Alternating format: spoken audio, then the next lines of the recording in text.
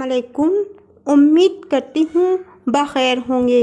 YouTube पर अपने channel में आप लोगों की मोहब्बत और आमद की मशकूर हूँ। आज की मेरी कहानी का उन्वान है इंतखाब। हमारे रहनुमा बेशुमार हैं लेकिन हमारे रहबरों की सच्ची रहबरी कम है। हम अब किसी से यहाँ दोस्ती नहीं करते कि अब ज़माने में रहबर दोस्ती कम है। सच्चा दोस्त वही है जो आपको आपकी खामियों से आगाह करे। अच्छा दोस्त 10 बार भी रूठे तो उसे मना लो, क्योंकि कीमती मोतियों की लड़ी हर बार टूटने पर पिरोली जाती है।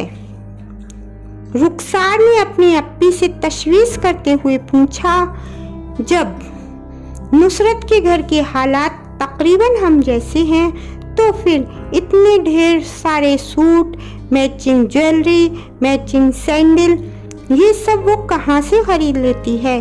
जवाब में अप्पी खामोश ही रहीं तो ये बात रुखसार ने बिना झिझके ही नुसरत से पूछ ली।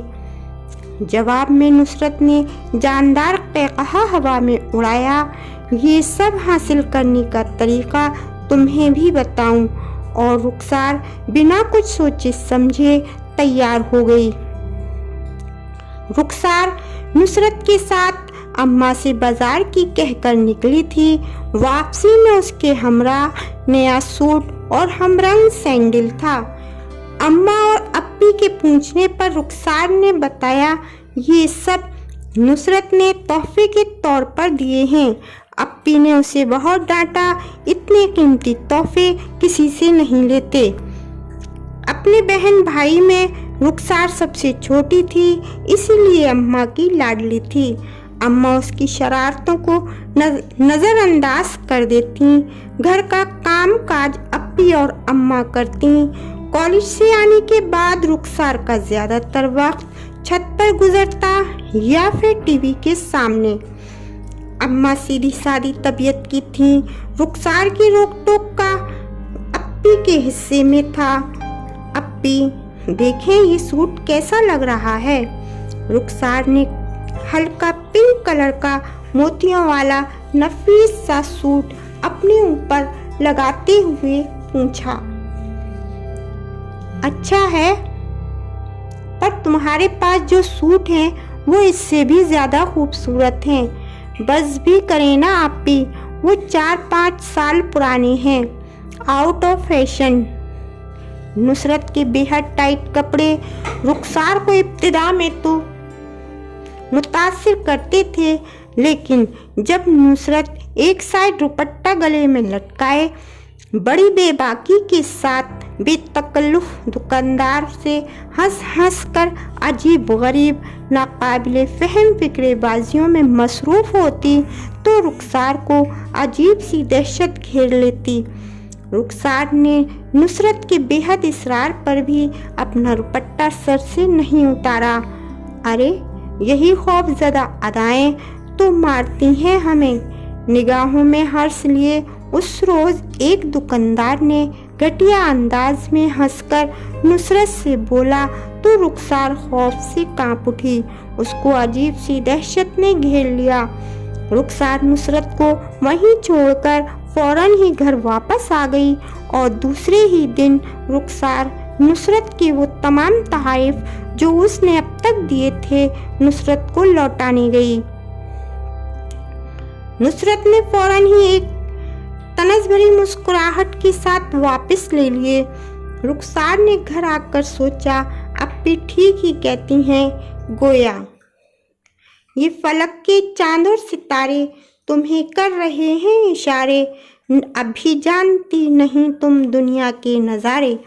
ये दुनिया रंग रंगीली है, न इसके रंगों में रंग न तुम। रुखसार ने नुसरत से कभी न मिलने का अहद किया और मुतमईन हो गई। नुसरत जैसी लड़कियां हमारे ही माशरे का हिस्सा हैं, जो भटक कर गल सड़ कर धीरे धीरे अपनी कद्र व कीमत, अपनी अहमियत खो रही हैं। और ये गलने सड़ने का अमल धीरे धीरे दूसरे सेहतमंद हिस्सों को भी बदरंग कर रहा है। नुसरत जैसे लोग मासूम जहनों में अपनी गंदी सोच का जहर भर कर ना जाने किससे इंतकाम लेते हैं, अपनी हसरतों से, अपनी महरूमियों से, अपनी गुर्बत से। यही इंतकाम लेते लेते जब वो अंदर से खोखले और मुर्दा हो जाते हैं तो दूसरों का सुकून, इत्मीनान इन्हें खटकने लगता है। फिर उन्हीं दिनों खाला जान के बड़े बेटे बिलाल भाई का पैगाम अप्पी के लिए आ गया। अम्मा के तो खुशी से पांव जमीन पर नहीं पड़ रहे थे। बिलाल भाई न सिर्फ शक्ल सूरत के ही अच्छे थे बल्कि जॉब भी अच्छी थी। पुरकशिश तनख्वाह पर एक बैंक में मुलाजिम थे। अब्बू ने झट मंगनी पट शादी पर अमल करते हुए अगले माह की तारीख मुकर्रर कर दी और अप्पी रुखसत होकर ससुराल चली गईं। कुछ रोज के बाद अप्पी की नंद का रिश्ता भाईजान के लिए तय हो गया और वो जल्द ही रुखसत होकर हमारे घर आ गईं। अब अब्बू की तमाम तवज्जो रुखसार पर थी। अब्बू रुखसार को आला से आला तालीम से आरास्ता करना चाहते थे। अब उन्होंने रुखसार को कंप्यूटर कोर्स भी ज्वाइन करवा दिया। रुखसार कॉलेज से आने के बाद कंप्यूटर सेंटर जाती। वहाँ उसकी मुलाकात रहनुमा से हुई जो कबूल सूरत तो थी ही, मिजाज और तबीयत की भी बहुत अच्छी होने के साथ साथ मजबूत किरदार की भी मालिक थी, जो घर के करीब ही मुकीम पजीर थी। सो दोनों साथ साथ सेंटर जाती और साथ ही वापस आती। अब रुखसार शरारत के मुख्तलिफ मशगले ढूंढती। रुखसार के चेहरे की मुस्कुराहट और आंखों की चमक से अंदाज़ा लगाते हुए रहनुमा ने सोचा आदत से बेजार ज़रूर कुछ शरारत करके आई है। रहनुमा ने उसे टोका, क्यों आज फिर कोई रॉन्ग नंबर मिला दिया क्या? लापरवाना अंदाज के साथ रुखसार ने कहा। टेंशन नहीं लेने का। रहनुमा ने फिर दानिशमंदाना अंदाज में कहा, देख रुखसार, ये तेरी आदत किसी दिन कभी न भूलने वाला सबक सिखाकर जाएगी। रुखसार भरपूर मुस्कुराहट के साथ, रहनुमा तैने मुझे बेवकूफ़ समझा है क्या? मैं अपना फ़ोन यूज़ नहीं करती। रास्ते में पड़ी एसटीडी की तरफ इशारा करते हुए, ये है ना? सेंटर से लौटते वक्त आइसक्रीम स्टॉल पर खड़े असलम भाई को दिखाते हुए रुखसार ने मज़ाहिया अंदाज में कहा, ये शरीफ मियाँ भी खड़े हैं लाइन में। इन्हें भी मैंने ही लाइन दी थी आवाज़ बदल के। घर जाकर पूछूंगी, भाभी के लिए आइसक्रीम नहीं लाए? मैंने देखा था आपको आइसक्रीम स्टॉल पर। कमाल शमाल है भाई, आइसक्रीम स्टॉल पर जाते हैं और आइसक्रीम नहीं लाते। किसी के मुंतजिर थे क्या? बस फिर क्या, मेरा रोल ख़त्म, भाभी का शुरू। रहनुमा ने उसे समझाते हुए कहा, देख ज़्यादा शैतान की नानी मत बन, वरना शैतान तुझे परनानी बनाकर उड़ा देगा। फिर कहेगी बचाओ बचाओ। रुखसार की इस आदत से परेशान होते हुए रहनुमा अपने आप में गोया हुई। रुखसार किसी मुसीबत में फंसे, इससे पहले कुछ करना होगा। तभी रुखसार ने रहनुमा को अपनी तरफ मुखातिब करते हुए, सुन, ये फ़ोन भी ना किसी केले के छिलके से कम नहीं, फ़ोन पर ही फिसल जाते हैं लोग, कहते हुए दिल खोल कर हंसने लगी। हाय रब्बा, रहनुमा ने कहा और कोहनी से जुम्बिश देते हुए, सीधे चलना, हम रोड पर हैं। घर पहुंचकर रुखसार खाना खाने में मसरूफ़ थी कि उसके मोबाइल में आवाज़ गूंजी। स्क्रीन पर नया नंबर देखकर रुखसार चौंकी। ये किसका फ़ोन है? रिसीव करते हुए, हेलो। दूसरी तरफ से बड़े ही दिलकश अंदाज में किसी अजनबी ने कहा, जो चाहे सज़ा दे दो, कैसी भी कसम ले लो, मैं आज अपने जुर्म का इकरार करता हूँ कि मैं तुमसे। वो अपना शेर पूरा करता इससे पहले रुखसार ने रॉन्ग नंबर कहकर फ़ोन काट दिया। दूसरे दिन फिर सेंटर जाते वक्त फ़ोन आया। स्क्रीन पर नंबर पहचानते हुए रुखसार ने सोचा, आज इसको 2-4 सुना ही देती हूँ, कौन है ये नालायक। जैसे ही रुखसार ने हेलो कहा, वो शुरू हो गया, नाजुक हो नाज से भी, फूलों से भी प्यारी, तुम हुस्न से भी हंसी हो, क्या बात है तुम्हारी। रुखसार ने अजनबी से उलझते हुए कहा, अब तुमने मुझे दोबारा डिस्टर्ब किया ना, तुम्हारी नंबर की कंप्लेन कर दूंगी। और नागवाराना अंदाज में फ़ोन काट दिया, स्विच ऑफ किया। उसकी आवाज़ पर अम्मा उधर ही चली आईं। कौन है बेटा? अपनी घबराहट को छुपाते हुए, कोई नहीं अम्मा, वो रहनुमा की बच्ची थी। रुखसार ने मुड़कर ज़ेरे लब बड़बड़ाया, ये कौन बला गले पड़ी। सोचते हुए कंधे पर बैग डालकर कंप्यूटर सेंटर के लिए निकल ही रही थी कि उसकी अप्पी हाथ में अटैची थामे दरवाजे में दाखिल हुई। रुखसार ने खुशी का इजहार करते हुए, अस्सलाम वालेकुम अप्पी, अचानक सरप्राइज का नारा लगाया। अप्पी ने खफा होते हुए, कुछ नहीं है सरप्राइज, मैं कह आई हूँ उनसे, अब आप बैठे बैठे उसे मिस करो जो आपको मिस कर रही है। मैं तो चली अपने घर। उधर भाभी की जोर जोर से बोलने की आवाज़ ने रुखसार को अपनी तरफ मुखातिब कर लिया। रुखसार ने मुड़कर देखा, भाभी हाथ में अटैची थामे जोर जोर से कह रही थीं, मैं तो चली अपने मैके, अब आप खिलाते रहें उसे आइसक्रीम। भाभी और अप्पी के रद्दे अमल ने उसे परेशान कर दिया। वो अपने आप में गोया हुई। रहनुमा सही कहती थी, मुझे ऐसा मजाक नहीं करना चाहिए था। इस वक्त रुखसार अपनी गलती पर बेहद नादिम और परेशान थी।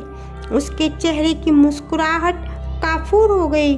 वो अपने आप से हम कलाम हुई, ये क्या मेरे छोटे से मजाक ने चिंगारी की शक्ल इख्तियार कर ली। मुझे क्या मालूम था ये लोग इतना दिल पर ले लेंगी। इससे पहले चिंगारी शोला बनकर भड़के, मुझे इन्हें सच बता देकर माफ़ी मांग लेनी चाहिए। ये सोचती हुई वो कंप्यूटर सेंटर पहुंच गई।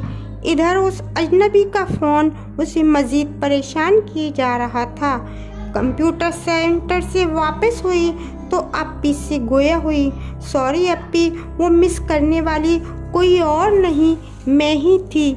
मैंने ही फ़ोन किया था बिलाल भाई के लिए, आवाज़ बदल के।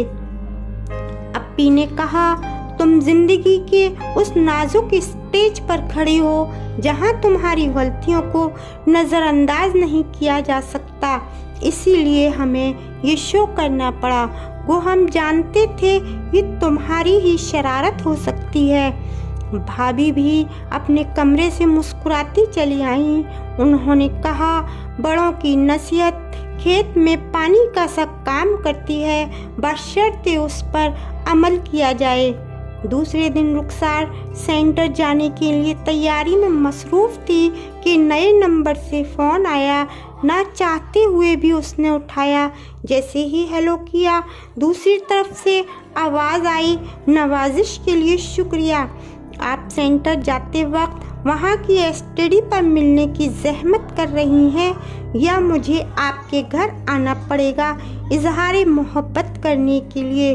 रुखसार ने कहा, तुम्हें कैसे मालूम मेरे कंप्यूटर सेंटर के पास एसटीडी है? अजनबी ने शौक होते हुए कहा, मोहब्बत करने वाले ज़मीं की क्या आसमां की भी खबर रखते हैं। नर्वस होते हुए रुखसार ने कहा, ठीक है। रास्ते में रुखसार ने अहद किया, अब किसी को रॉन्ग नंबर नहीं मिलाऊंगी और एसटीडी पर रुककर इधर उधर देखने लगी। सामने से आती रहनुमा को देखकर वो घबरा गई। अपने आप से गोया हुई ये और आ टपकी।